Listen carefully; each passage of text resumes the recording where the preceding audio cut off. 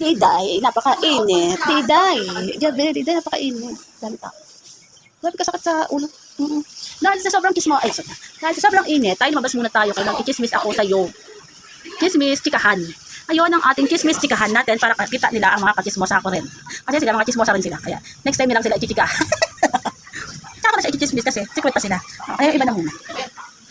Kaya yun, so nakaisip na naman ako dahil kaya, alala ko siya kanina. Alala ko siya kanina ngayon. Isipan ko na, video ko na kayo, baka makalimutan ko kapag naalala ko. Oo. So itong babaeng to, siyempre, kaano ko na siya dati. Siyempre, marami kasi tagal naging kaibigan dati. Kasi sa tagal ng dami kong naging katrabaho eh. Yun. Itong babae na to, meron siya nakarelasyon. Nakarelasyon siya, meron siyang naging tatlong anak niya. Tapos, hindi naging maganda ang relasyon nila. O parang hindi naging okay. Pinagkahiwalay sila, hiwalay. Hanggang, yung nagkahiwalay sila noon, nung una niyang karelasyon, pero mahal na mahal niya. Uy, babae, mahilig magmahal ng lalaki. Hindi po tayo, naman sobrang kadamdaman ng mga lalaki. Yun, nakapaghiwalay na siya doon sa isang lalaki niya. Tapos kasama niya yung mga anak niya, kasama niya. So, yung nagkaroon siya, nagkahiwalay sila, nagtrabaho siya, yung babae nagtrabaho na naman para makaan sa mga anak niya, matulungan, di ba? May pinag-aaral siya, papakainin, ganun. Sa sobrang masipag siya magtrabaho sa company dati. Marami din siya naging friend, kaibigan, mga tropa. Ang ending, may nakarelasyon. May nagkagusto rin siya doon sa lalaki na yun. Kasi siyempre, parang naging okay ang karelasyon nila, kaya naging nagkatrabaho sila, kaya nagkasama-sama sila.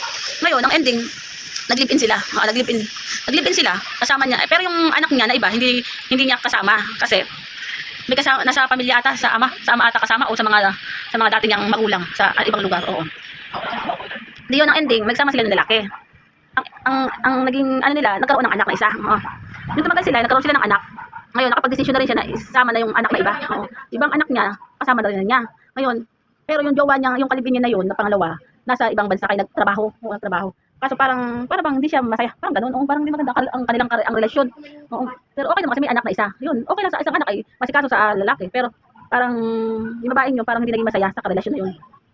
So yung umuwi yung lalaki na yun, umuwi ng Pilipinas, yung kalibin niya.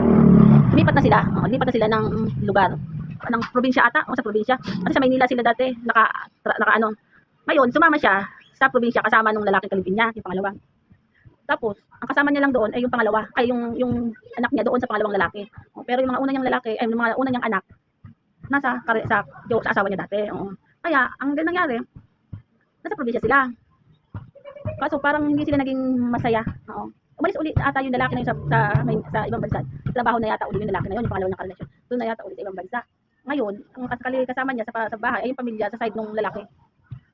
Kaya lang, hindi siya naging masaya. Hindi siya naging masaya sa kanyang karelasyon doon sa lalaking pangalawa. Kaya no choice kasi nasa probinsya sila eh. Yung anak niyang pangalawa, close na close siya doon sa mga biyanan niya. Siyempre, biyanan na rin ang tawag doon kay magulang yun ang pangalawa niyang magulang. Ay, pangalawa niyang karelasyon, buhay pa naman yung mga magulang. Kaya naandyan siya, nagtutulong-tulong mag-alaga. So, hindi sinasadya, sa sobrang tagal ng paghihirap niya, tapos hindi man lang siya naging masaya. Wala, ganun, nagkagusto siya uli, panibagong relasyon. Ay, ganun siguro ang buhay, kasi kahit sabihin mo nakarelasyon siya, dinala sa ibang lugar, pero, hindi naman siya nakatakas din siya sa pangalawa niyang karelasyon. Total, sa malayo naman yun, sa ibang bansa, ay nagtatrabaho. O ganun talaga, hindi niya mapigilan yung sarili niya na in-love siya uli. Naniwala naman siya nung pangalawang lalaki na yun, na nagustuhan din siya. Itong pangatlong lalaki na to, nagustuhan din yung babae. Tapos minahal din siya ng lalaki. Ngayon, ang ginawa niya, kailangan niyang panindigan yung relasyon nilang pangatlo na lalaki. Kasi mahal niya rin to.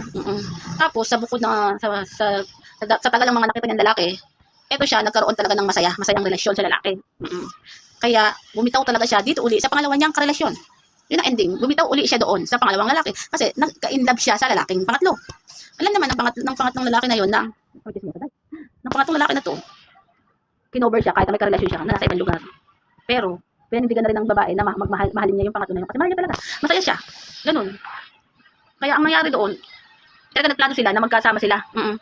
Kasi gusto nila isa't isa eh. Tsaka yung babae, gusto niya maging masaya. Gusto niya sumaya sa buhay niya. Hindi lang porket nakakaano siya ng lalaki, masaya. Hindi pala natutuwa. Pagdating ng ending, hindi sila nagkakamahalan, nagkaka-enjoy.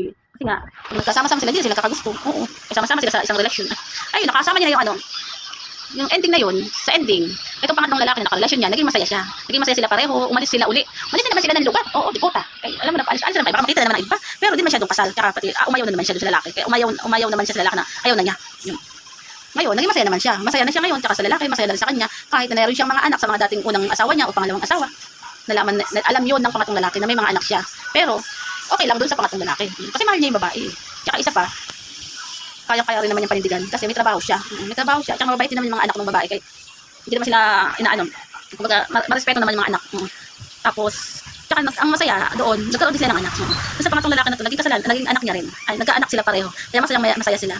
Yun, ayun ang ending. Until now, sila yung magkakasama sa bahay. At sila nagkabanding-bandingan na. Wala pa nga sako, bumili ng sako. Magpiso lang yun. Kakalat na naman yan dyan. Kung makakalat naman itong mga to, tamad magdala dito ng kalat. Oo. Ano ko na yun sa video, kay video ko yung mga kalat nila. Yun, maganda yung love life nila ngayon. Naging kahit nakadami siya, kahit babae to, kahit nakarami siya ng lalaki, ang ending nito sa huling relasyon, ay naging masaya naman siya. Nagkaroon mas maganda silang lalaki, tapos nagkaroon sila ng anak. Maganda yung relasyon, ang bahay nila ngayon. Masaya sila lahat. Yun lang ang chismisan, chismis, chikador. Kaya di ko nakalala eh. Ewan ko na kung ito maalala ko ulit bukas ha. Bye bye.